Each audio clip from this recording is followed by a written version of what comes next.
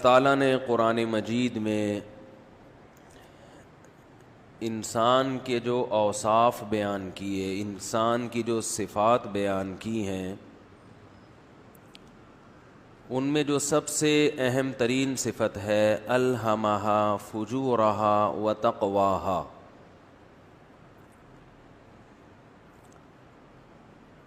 کہ اللہ نے انسان کو برائی بھی بتائی اور نیکی بھی بتائی، دونوں چیزیں الہام کی ہیں، دونوں چیزوں کی طلب رکھی ہے۔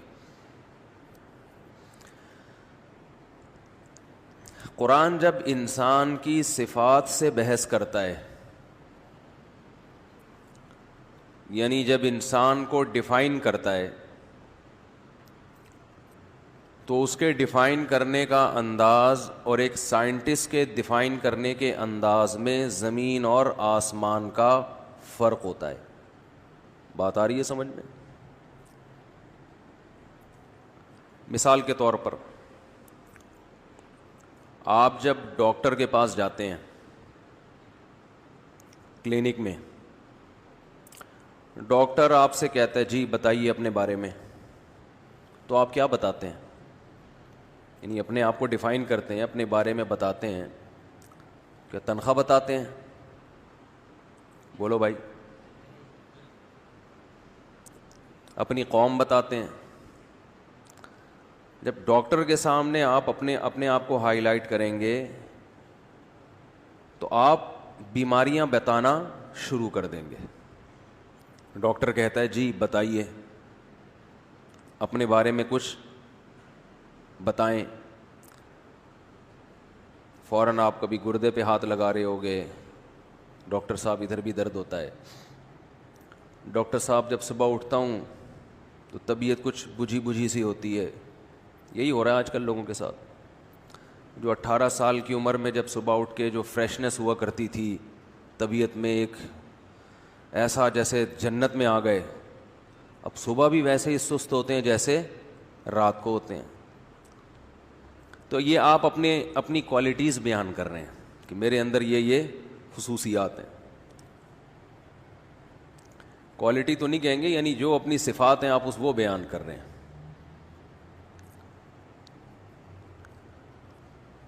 اگر کسی نے آپ سے گھر بنوانا ہے، 5-6 ٹھیکیدار آ گئے، آپ نے ایک بلڈنگ تعمیر کروانی ہے،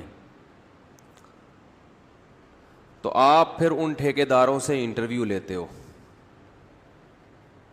بھی ٹھیکہ ان میں کس کو دینا ہے؟ تو آپ کہتے ہیں ذرا اپنے بارے میں آپ بتائیں، تو وہاں وہ ٹھیکیدار یہ بتائیں گے کہ میری زبان کیا ہے، میری قومیت کیا ہے، وہاں اپنی قابلیت وہ بتانا شروع کریں گے۔ بھائی مجھ سے پوچھتے ہو تو یہ حبیب بینک کی بلڈنگ میں نے بنائی ہے،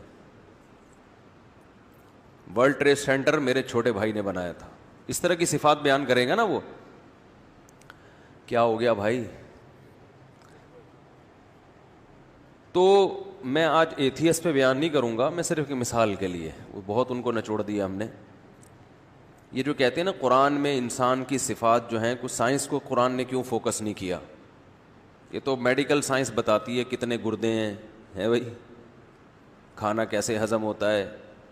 تو قرآن کیونکہ سائنس کی کتاب نہیں ہے، قرآن کا یہ ٹاپک نہیں ہے۔ قرآن نے انسانی صفات میں وہ صفات بیان کی ہیں جو انسان کو دوسری مخلوق سے ممتاز اور جدا کرتی ہیں، یہ بتانے کے لیے کہ انسان کو اتنا فوکس کیوں کیا جا رہا ہے۔ کیونکہ بہت سے لوگ ایتھیس یہ اعتراض کرتے ہیں کہ اس کائنات میں انسان کی حقیقت کچھ بھی نہیں ہے، اتنی بڑی کائنات، اس میں نظام شمسی کی حیثیت ایک ذرے کی سی ہے، اور اس نظام شمسی میں زمین کی حیثیت ذرے کے ذرے کے ذرے کا ذرہ۔ جیسے ریگستان ہوتا ہے نا، بہت بڑا ریگستان، اس میں کہیں ایک معمولی سا خورد بین سے نظر آنے والا ذرہ کہیں پڑا ہوا ہوتا ہے، تو وہ بھی بڑا ہوتا ہے، زمین کی حیثیت اس کائنات میں اس سے بھی چھوٹی ہے۔ اور پھر اس پر اتنے چھوٹے چھوٹے انسان. تو وہ یہ کہتے ہیں کہ معاذ اللہ خدا کو کیا ضرورت پڑی کہ یہ پوری, جیسے قرآن کہتا ہے نا, پوری کائنات انسان کے لیے اور انسان میرے لیے, اور بنانے والے نے پیغمبروں کو بھیجا. تو کہتے ہیں اتنی حقیر مخلوق, اتنی چھوٹی مخلوق جو کائنات کے کسی کونے کھانچے کے بھی کھانچے میں پڑی ہوئی ہے, معاذ اللہ اللہ اس مخلوق کو اتنی لفٹ کیوں کرائے گا کہ اس میں پیغمبر بھیج رہا ہے, اس میں آسمانی کتابیں نازل کر رہا ہے, اور اس کے لیے پوری کائنات اس کے لیے بنی ہے. تو یہ کیا ہے, اس کی حیثیت کیا ہے انسان کی اس کائنات میں؟ بات آ رہی ہے سمجھ میں اشکال آ رہا ہے؟ اشکال ہی سمجھ میں نہیں آ رہا تو جواب کہاں سے سمجھ میں آئے گا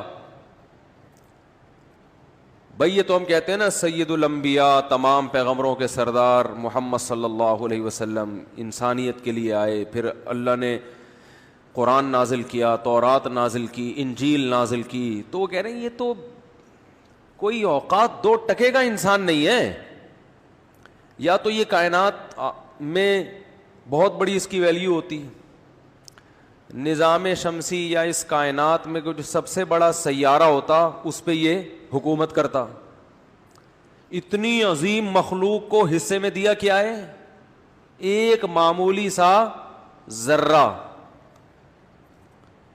یہ کوئی اتنی, یہ بس اتفاق ہے, یہ پیدا ہو گیا, یہ کیا ہے, ایسا ہی ہو گیا. یہ کوئی لفٹ کرانے کی کوئی مخلوق نہیں ہے کہ اگر کوئی خدا ہے تو اس کو اتنا پروٹوکول دے گا, ایسا نہیں ہے. بات آ رہی ہے سمجھ میں؟ تو اصل میں انہوں نے انسان کو مادی اعتبار سے انسان کا وزن کرنے کی کوشش کی ہے, اور مادی اعتبار سے انسان کی واقعی کوئی ویلیو, اتنا سا تو ہے, 6 فٹ کا آدمی, بہت بڑا ہمارے ہاں 6 فٹ کا آدمی ہوتا ہے, تو اس کائنات میں, پوری کائنات میں اس کی حیثیت ہے کیا؟ تو اسی لیے قرآن انسان کی جو میڈیکلی, جو انسان کی جو فزیکل باڈی ہے نا, اس کو اہمیت نہیں دیتا, بلکہ اگر قرآن انسان کی باڈی کو بیان کرتا ہے تو وہ تو انسان کو اس کی اوقات دکھانے کے لیے کہ تمہاری اوقات تو یہ ہے, یعنی یہ بتانے کے لیے کہ تمہاری ہماری نظروں میں باڈی کے لحاظ سے کوئی اوقات نہیں ہے, اتنے سے ہو, اتنے سے, اتنے کی سپرلیٹو ڈگری ہوتی ہے, اتنے کہتے ہیں نا, اتنا سا, ایک ہوتا ہے اتنا سا, ایک ہوتا ہے اتنا سا, پدا سا ہے, اتنا سا ہے. تبھی آپ 29واں پارہ سورہ معارج اسے اٹھا کے دیکھیں, دوسرا رکوع, کلا انا خلقناہم مما یعلمون, فرمایا ایسا نہیں ہے, انسان اپنے آپ کو بہت قابل عزت سمجھتا ہے, نا نا نا نا, کلا ایسا نہیں ہے, کچھ بھی نہیں ہو, کوئی اوقات نہیں ہے تمہاری. کس لحاظ سے؟ مادی اعتبار سے کوئی اوقات نہیں ہے. کیوں؟ انا خلقناہم مما یعلمون, ہم نے تمہیں جس پانی سے بنایا ہے وہ تمہیں پتہ ہے. ایک پانی سے بنی ہوئی, گندے پانی سے, غلیظ پانی سے بنی ہوئی مخلوق ہو, اس پہ اتنا اترانا سوٹ نہیں کرتا. تو یہ جو ملحد لوگ, ایتھیس لوگ اعتراض کرتے ہیں کہ انسان کی کوئی اوقات نہیں ہے, قرآن نے تسلیم کیا ہے واقعی نہیں ہے. کس اعتبار سے؟ مادی اعتبار سے, باڈی کے اعتبار سے واقعی کوئی اوقات نہیں ہے. لیکن قرآن ایک انسان کی دوسری صفت کو بھی نمایاں کرتا ہے کہ روحانی اعتبار سے انسان جیسی مخلوق اس کائنات میں کوئی بھی نہیں ہے. وہ کیا ہے؟ روحانی اعتبار سے یہ دنیا کی, اس کائنات کی ذہین ترین مخلوق ہے. اب آپ دیکھو, اتنی سی زمین, اس پہ اتنے سے کیڑے مکوڑے جیسے انسان, مگر انسان کی کھوپڑی کے اندر اتنا سا مغز, اس مغز کی کلاکاریاں دیکھو آپ. اور پاکستانیوں کا مغز تو ویسے بھی کوئی دیکھ لے تو وہ اللہ کی قدرت پہ یقین کیے بغیر نہیں رہ سکتا. کسی چیز کو ناپنا کہ یہ اس کا وزن کتنا ہے, یہ کتنا ویلیویبل انسان ہے, کتنا قیمتی انسان ہے, تو یہ باڈی کے اعتبار سے بھی ہوتا ہے اور روحانی اعتبار سے بھی ہوتا ہے. جو باڈی ہے نا, باڈی کے اعتبار سے کسی کا وزن زیادہ ہونا یہ کوئی کمال نہیں ہے. تو گینڈے اور بیل کا وزن بولو زیادہ ہوتا ہے. تو ایتھیسٹ جو اعتراض کرتے ہیں نا کہ انسان کی کوئی اوقات نہیں ہے, اس کا مطلب پھر اونٹ کی اوقات ہے, کیونکہ انسان سے بہرحال وہ کیا ہے, بڑا ہے. تو پھر اونٹ کو چاہیے کہ آپ کو ذبح کر کے کھایا کرے, آپ کو چاہیے کہ آپ اونٹ کو ذبح کر کے نہیں کھایا کریں. آپ باڈی کے لحاظ سے کائنات میں چیزوں کا وزن کر رہے ہو. پھر تو جو اژدہا ہوتا ہے نا, میں جانوروں کی ڈاکومنٹریز بہت دیکھتا ہوں, بڑی اللہ کی قدرت نظر آتی ہے. پورے پورے مگرمچھ نگل لیتے ہیں یہ اژدہے, بندہ نگل لیتے ہیں, اور انگریز واپس بندہ نکال بھی لیتا ہے. کمال ہے, صحیح ہے نا, نگل لیتے ہیں بندہ اور ٹانگیں کھینچ کے آدمی پورا باہر نکال لیا. تو پھر تو وہ جو اژدہا ہے اس کی ویلیو انسانوں سے زیادہ ہونی چاہیے. قرآن انسان کی جس صفت کو بیان کرتا ہے وہ ہے صفت علم, کہ ہم نے آدم کو جو فرشتوں پر اور پوری کائنات پر فضیلت دی وہ کس بیس پر دی, علم کی بنیاد پر. اس میں سیکھنے کا جو مادہ ہے, جو سیکھنے کی صلاحیت ہے, سیکھنے کے ایسے سافٹ ویئر اس میں انسٹال ہوئے ہوئے ہیں جو کائنات میں کسی دوسری مخلوق میں وہ سافٹ ویئر نہیں ہے. انسٹالیشن ایسی ہوئی ہے,